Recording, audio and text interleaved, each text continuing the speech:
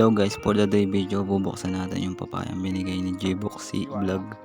Ito siya guys, ang laki-laki niya guys. Ang binuksan na ni Papa ko. Ayan. Pagpasensya nyo na yung lamesa, medyo madumi. Ito guys. Ayan.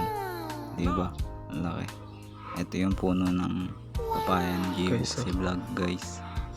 Ayan. Laki ng puno ni J-Boxy Vlog. Ayan. Ayan yung puno ng papaya niya guys. Diba ang laki? Oo. Ayan o.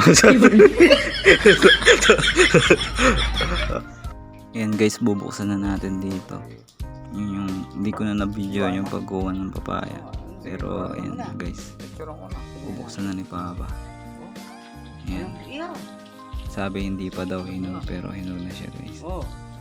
Ayan natin. Ayan diba? Laki-laki niya guys. So kukuha din ako ng binhi niya na ito. Ayan. Diba guys? Laki niya. So ayan. Tamis niyan guys. Yan guys, ang laki-laki niya oh. Tingnan nyo, ang daming buto. Pwedeng panbinhi yan guys. Laki ng puno, pinakita ko kanina guys.